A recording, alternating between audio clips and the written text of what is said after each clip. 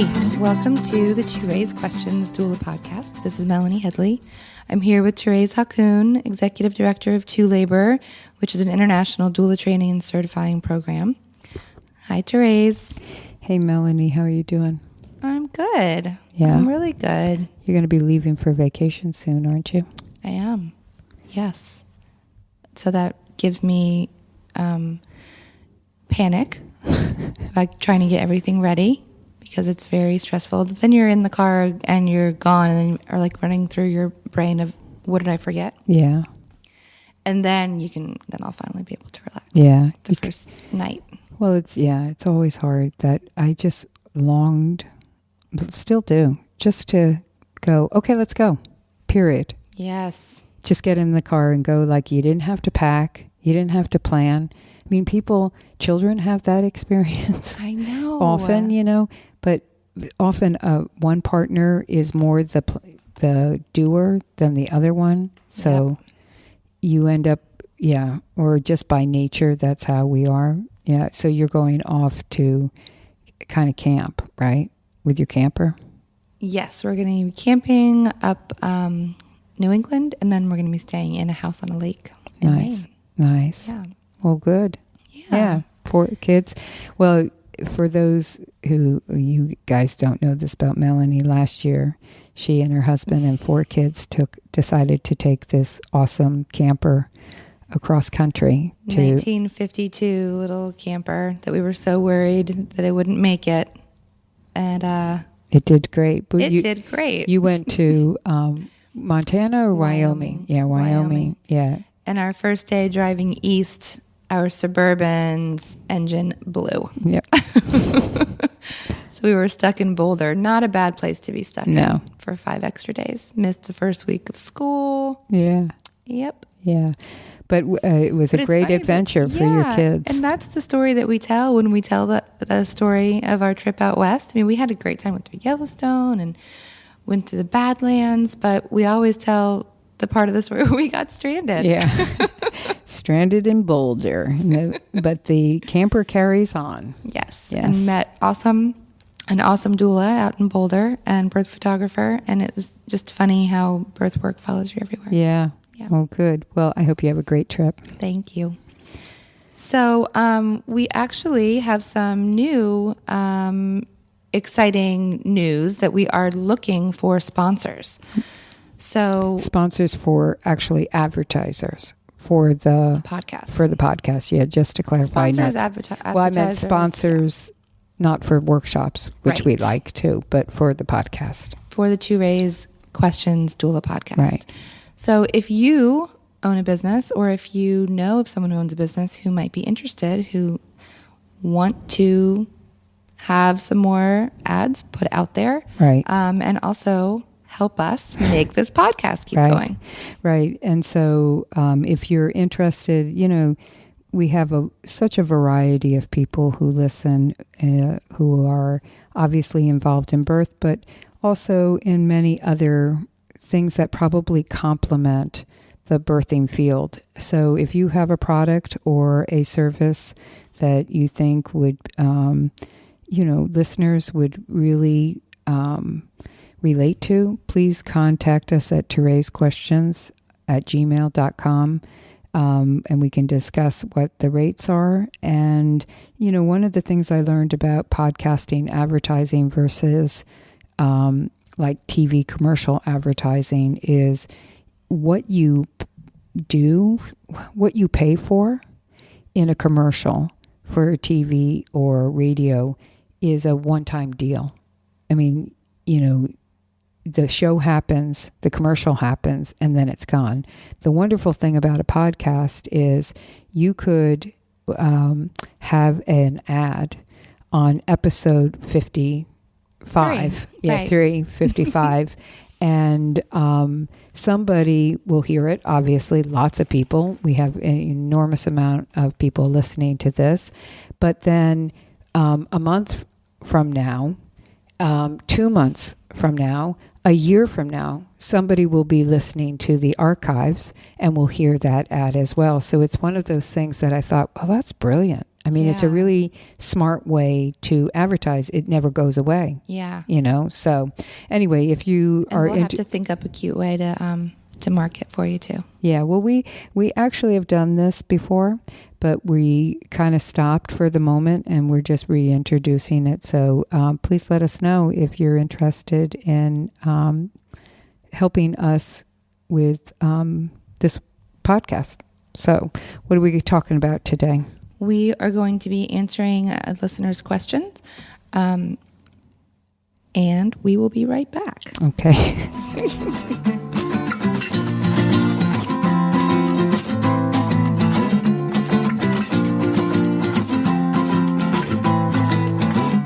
So here we are. We're going to answer a question from one of our listeners. She's got a few questions in here, and we're going to definitely be getting back to the others. They're a little more involved, and this might actually be a phone call with her. So right now, we're just going to touch on one. So her question is, I wonder if you have thoughts in general for a doula just meeting her clients at the hospital with no prenatal visits, a volunteer hospital on-call doula program, or an L&D nurse/doula. What are the best questions/discussion to have if you have the luxury of talking to the client in early labor or for an induction? What if they come in during transition? Good question, because we do have, here's when it can happen. I think even it's not a volunteer program. You could be on call for a client, for another doula, and you didn't ever meet that person. And though you probably have shared some information, you really don't know that person. Or you are part of a volunteer program, and you're suddenly having to meet this person. I also had an incident where somebody hired me the day before. I said, when are you due, to them on the telephone? And they said, today. And I was like, great. And so we had a phone conversation, but our plan was to meet the next day to really go into depth with things. And she went into labor that night. So it was kind of that having to get to know somebody right away. And I think some of us have been in that circumstance, and I think it's a legitimate question. I guess I give the simple answer first, which is meet the person where they are.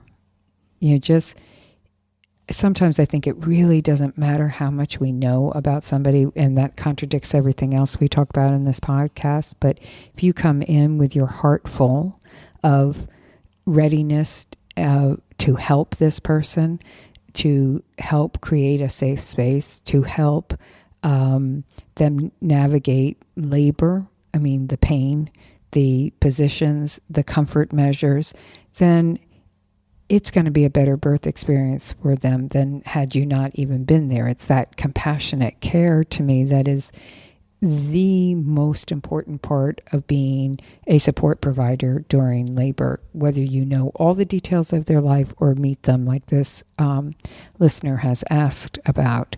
But, questions right from the beginning, I think it's legitimate, especially if it's early. Like, what were your plans around this? Mm-hmm. What did you envision about? If they have a birth plan written up, ask to see that. Right.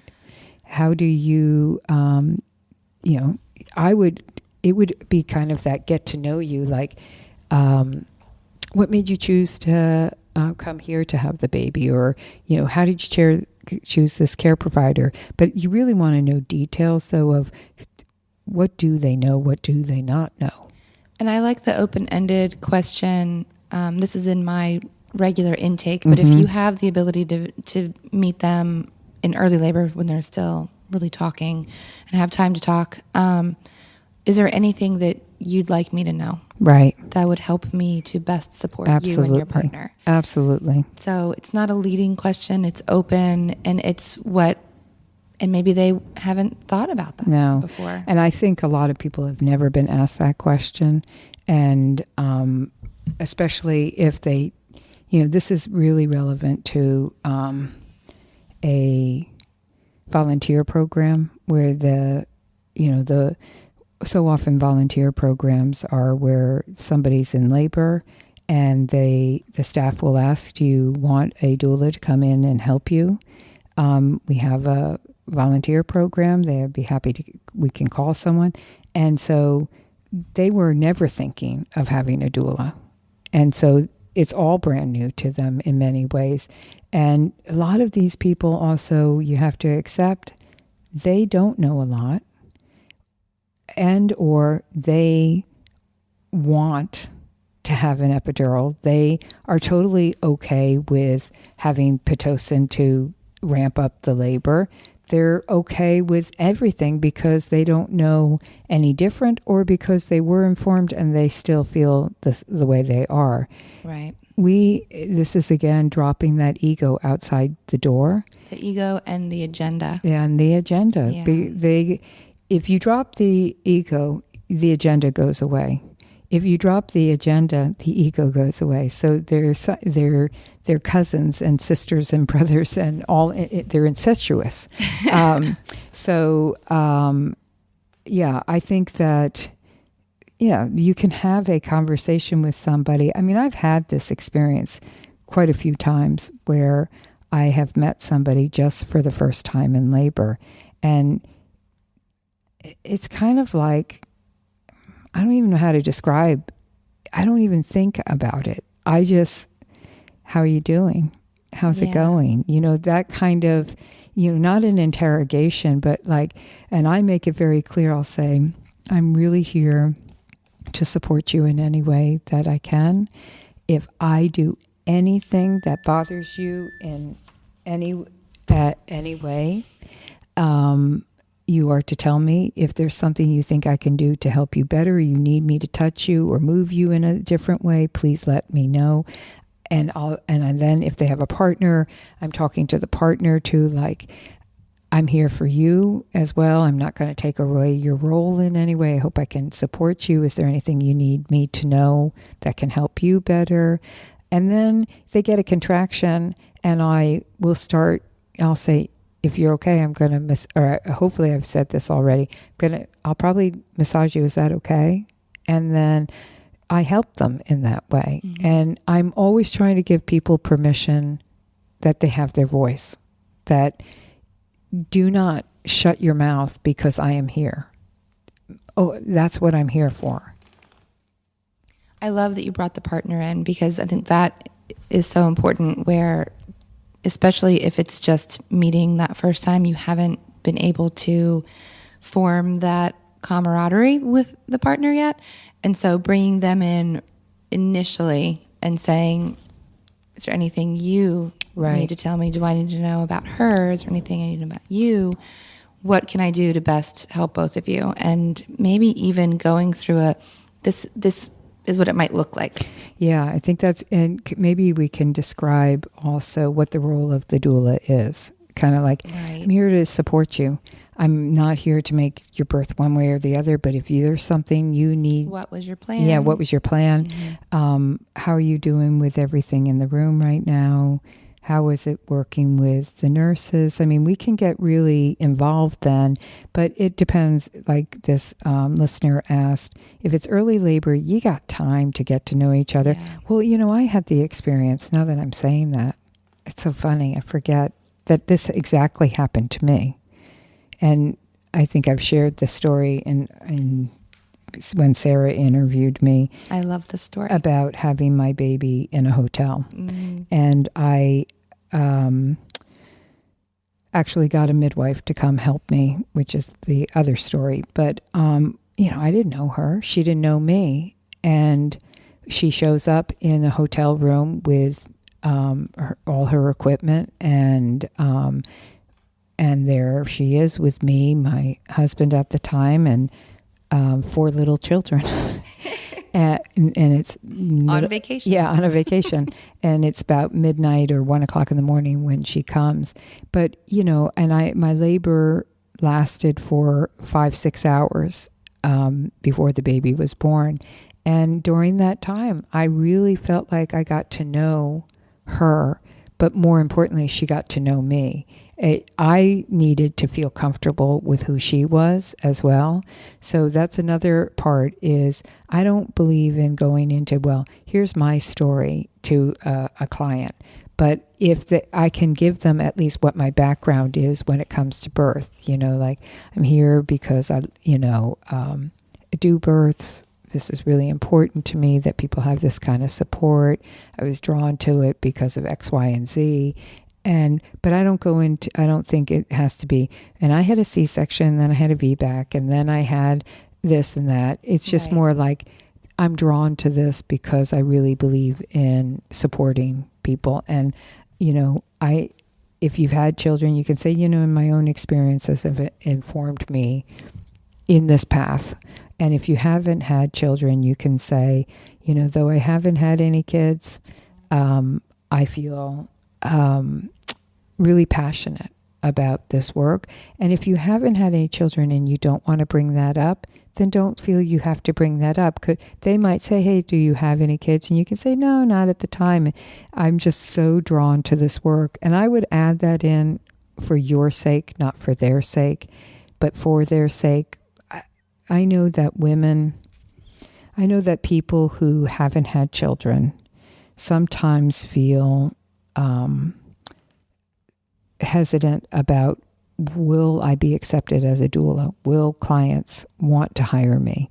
And I always like to stress that they're kind of the amazing doulas to me in some ways, because how did they know that this was important work if they've never had kids before?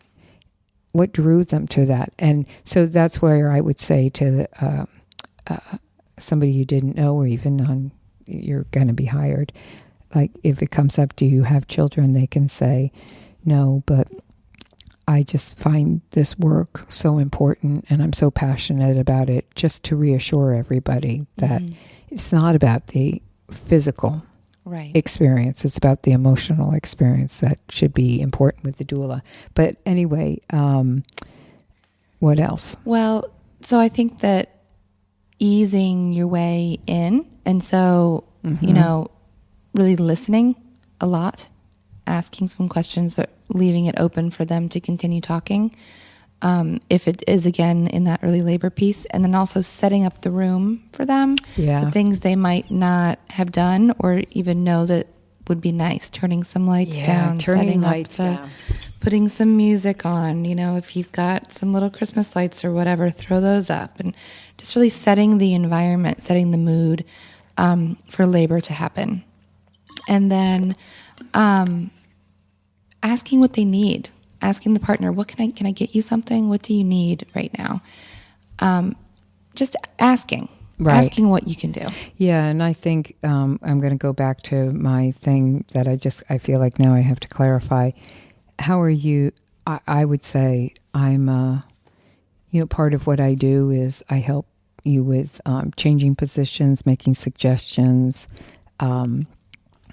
massage, touching, different comfort measures. Are you going to be okay with that? Or did you take a childbirth class? What did you learn in that childbirth class? That's great. And that can start a whole question. You get to understand what they did learn, or maybe they didn't take one. Did you read any books while you were pregnant? What books did you read? And that might, help you understand what their knowledge base is as well. But then going to her second part of the question, what if you meet them when they're in transition? Here's what, again, I think everything we just said, it's like meet the person where they are. Yep. Come in with the right feeling, the right attitude, everything like that. But then it is, we just had a couple episodes ago about the take charge kind of attitude. If somebody's in transition, you're probably going to just jump right in and start helping them. And they're not going to be wanting to do a lot of talking. And you really, I think is this a skill or is this innate in being a doula? This is me asking the question out loud to all of you. reading the room, reading the vibe, getting a sense. You can't ask the question. Looking at the body language, which is really hard to do with a pregnant woman, I have to say. I mean, having done so many births, there's a look on women's faces that sometimes that makes you think, they hate me. You ever get that feeling like everything looks so, you're like they're staring at you, and they're just it can be intimidating to me as far as my little girl self goes, like, oh, they don't like me. So it can be hard sometimes to read people's body language, but you got to get a real sense of where are they at, because they can't really talk to you at that point. Exactly. But you have to, this is where, if they do have a partner though, you can kind of check in with the partner. Say, how's it going? What's been working? I'm here to support you. I don't want to ask a lot of questions, but what have you been doing? And the partner can answer some of those questions. Yeah. Right? Yeah. And then letting them know what is happening. Right. This is normal. What you're feeling right now is normal, and maybe even explaining to them and to the partner that what transition means. This means that you're probably going to have a baby soon. That you're at the end. This is the hard part. You're doing really great. Just normalizing it. I think that because if you're meeting someone at transition, that is chaos. Yeah. That sounds chaotic. Yeah. So quieting that noise. Yeah, it's so important. So when I say take charge, I mean it in a very gentle way. It's kind of that you want to come in with the calm, not the frenetic running around and trying to figure it out. But you don't want to be hands off either, unless that's what you're being given the message from. Right. The first thing is get down on their level. Wherever they are, get down on the floor. Get up right next to the tub, crawl in the shower. Yeah. Go stand, be close to the side of the bed if that's where they are at that time. And I guess what you can also do is, and if this is a volunteer program, I know from teaching that most volunteer programs, the nurse will fill the volunteer in with what the labor has been doing. But that's the other resource, is asking the nurse, getting a second and saying, can you fill me in what's going on and how it's been going and how she's been doing? And what's the dynamic like between the two of them? Yeah. But you can also work, here's the worst best case scenario.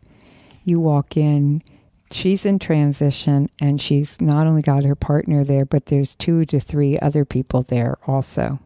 And then you have to negotiate all of that. And that's a whole different story.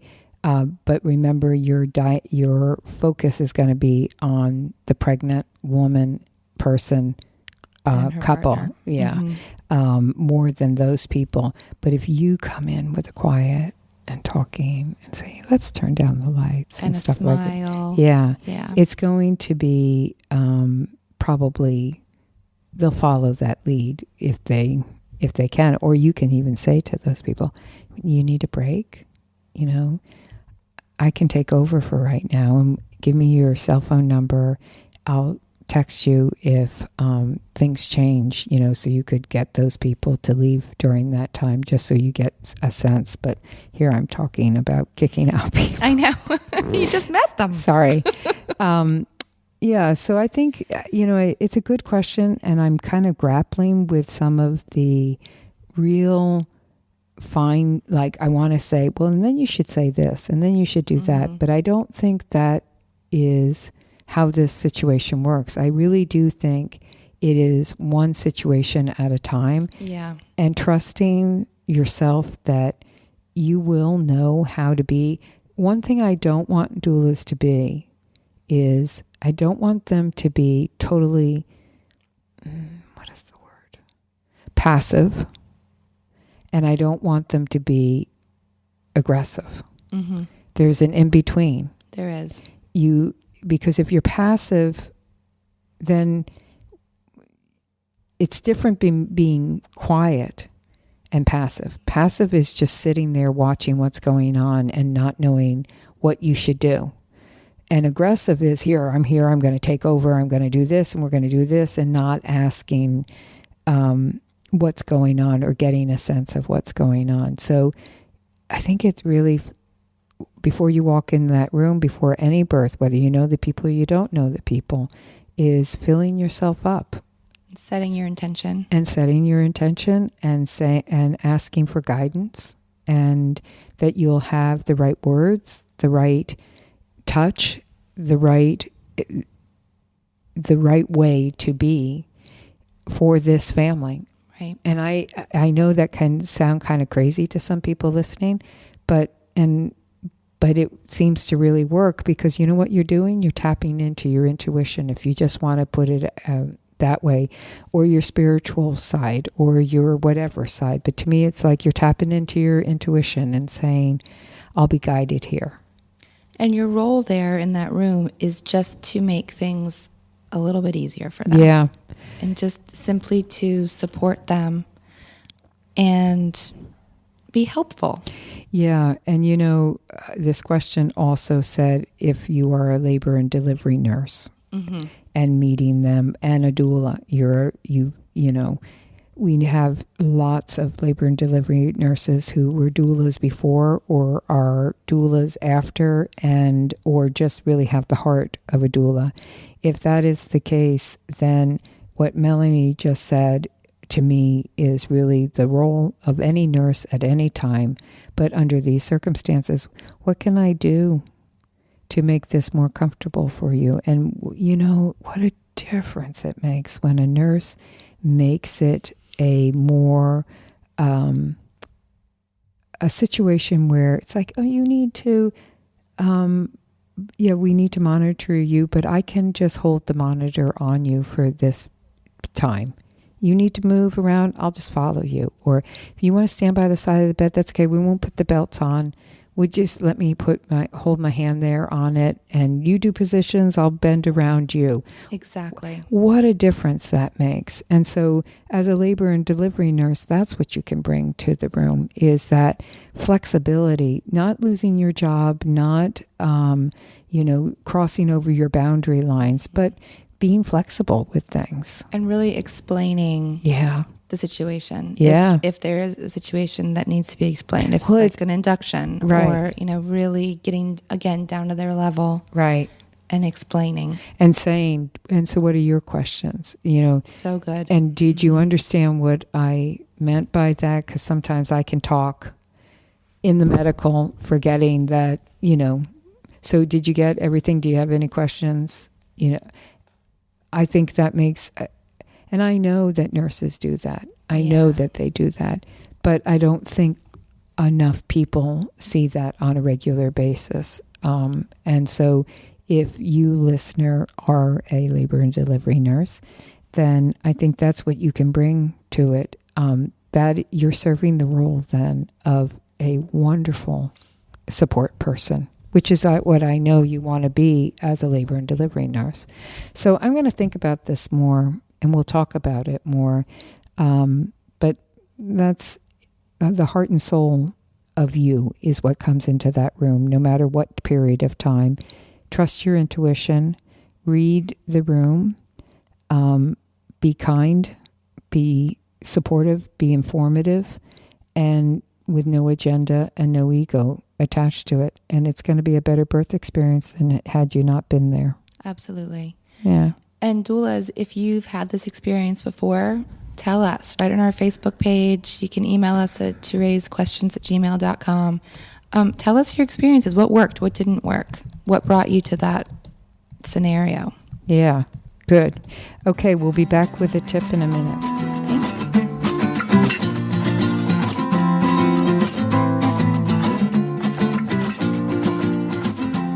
So this tip we have today is one of my personal favorites. Have you actually physically experienced this one? Oh, yes.